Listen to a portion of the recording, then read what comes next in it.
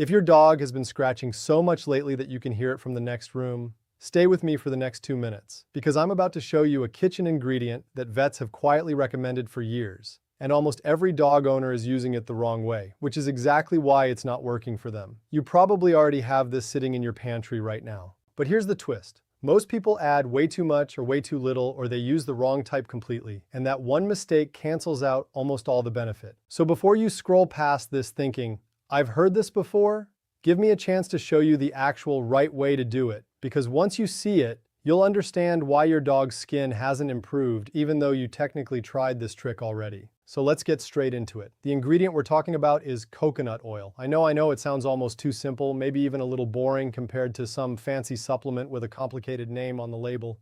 But stick with me, because the science behind why this works is actually pretty fascinating, and once you understand it, you'll never look at that jar in your kitchen the same way again. Coconut oil is rich in something called lauric acid, which makes up close to half of its total fat content. Lauric acid has natural antimicrobial and anti-inflammatory properties, and this matters a lot for itchy dogs because a huge percentage of chronic itching isn't just dry skin, it's actually low-grade inflammation combined with an overgrowth of yeast or bacteria on the skin's surface. When you introduce a small, consistent amount of coconut oil into your dog's diet, you're feeding the gut microbiome in a way that can help calm that internal inflammation, which often shows up on the outside as itching, redness, and that annoying constant licking of the paws. Now here's the mistake almost everyone makes, the one I promised to explain right at the start.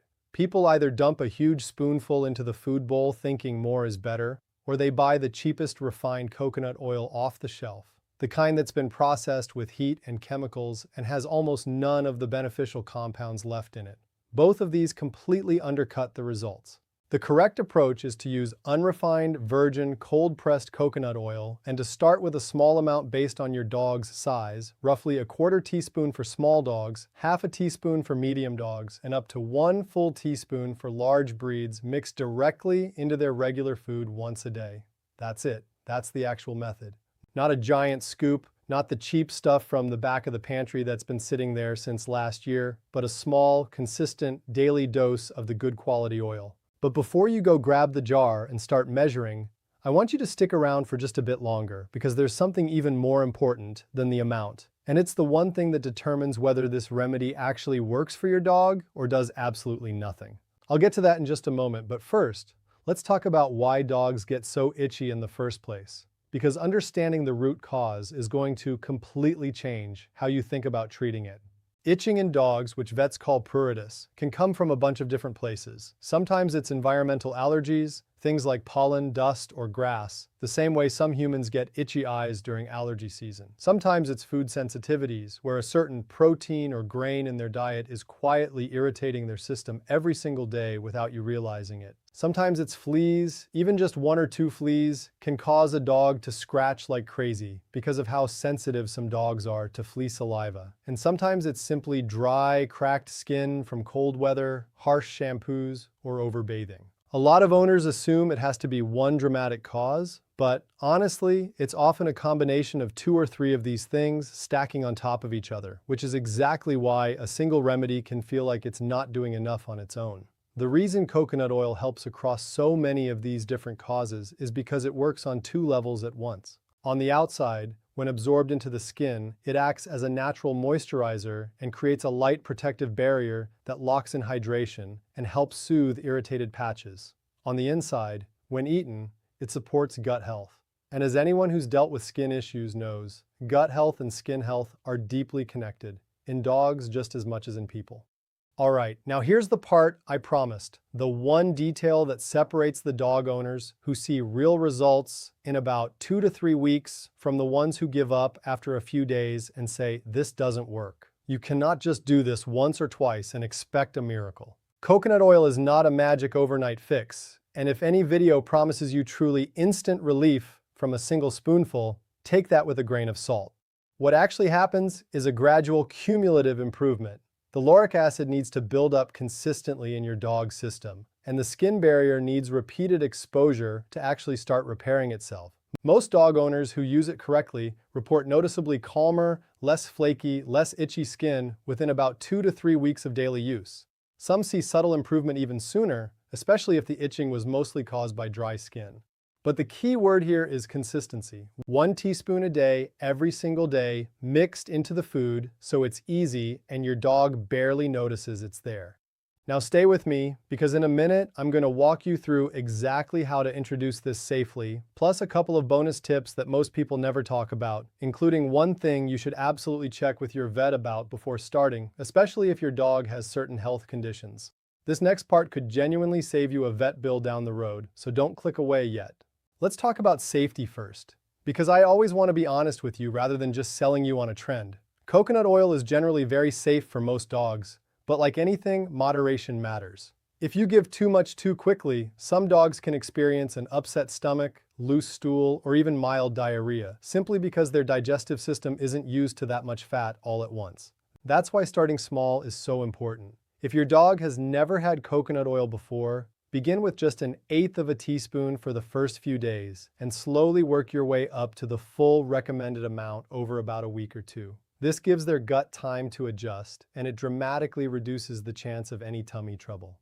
Also, if your dog is overweight, has a history of pancreatitis, or has any other ongoing health condition, please talk to your vet before adding coconut oil or any new fat source into their diet. It's a small step that takes 2 minutes, but gives you real peace of mind. Another thing worth knowing is that not every dog will respond the same way, and that's completely normal. Just like people react differently to the same food, dogs have their own individual sensitivities. A small percentage of dogs may actually have a mild allergy to coconut, though this is fairly rare. The way to check is simple. Just watch your dog closely for the first few days after starting. If you notice excessive itching that gets worse instead of better, unusual swelling, or any signs of discomfort right after eating it, stop and consult your vet. But for the vast majority of dogs, coconut oil is well tolerated, and many actually seem to enjoy the taste, which makes it easy to mix into their meals without any fuss or picky eater battles. If you're finding this helpful so far, do me a quick favor and hit that like button. And if you haven't already,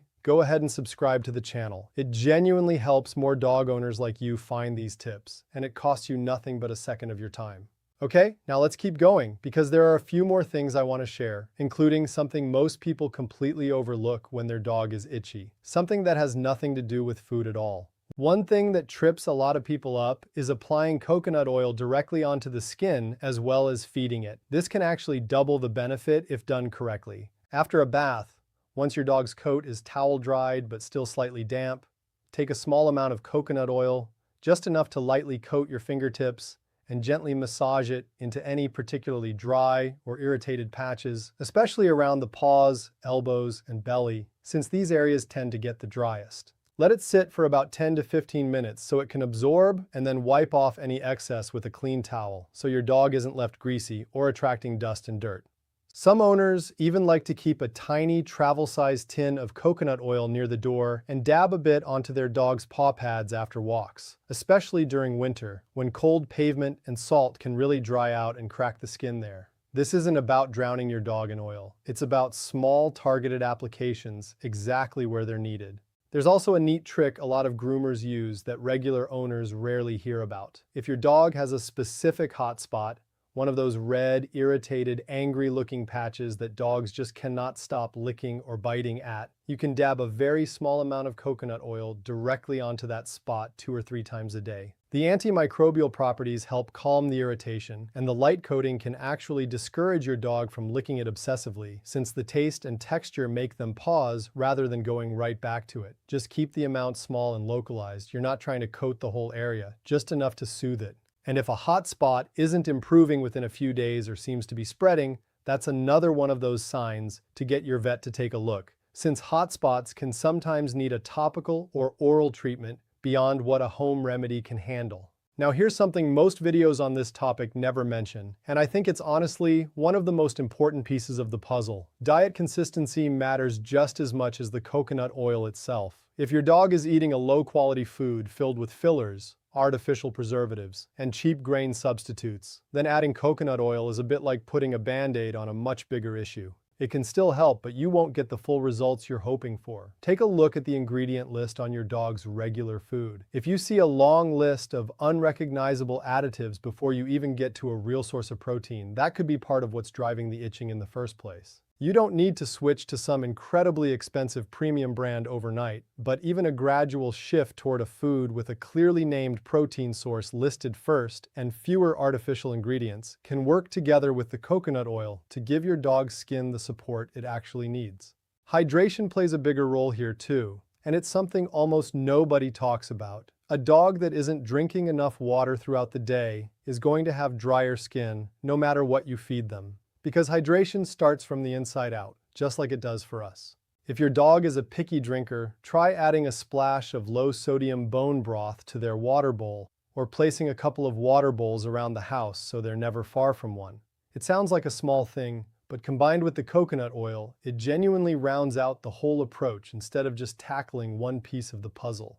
Let's also talk about how long you should expect to keep this up, because a lot of people ask this question. Is this a permanent daily habit or just something you do for a few weeks and then stop? Honestly, it depends on your dog. Some dogs have seasonal allergies, so their itching flares up in spring or fall, and for those dogs, coconut oil can be used specifically during those flare-up periods, maybe 2 to 3 months at a time. Other dogs deal with more chronic dry skin or food sensitivities, and for them, a small daily dose can simply become part of their regular routine, the same way you might take a daily vitamin. There's no strict rule here. Pay attention to your dog's coat and skin and let that guide you. If the itching improves and stays calm, you can even reduce the frequency to every other day as a maintenance dose rather than stopping completely. Some owners like to keep a simple little log on their phone, just a quick note every few days about how the coat looks and how much scratching they're noticing, since it's genuinely hard to remember exactly how things looked 3 weeks ago once you're seeing your dog every single day.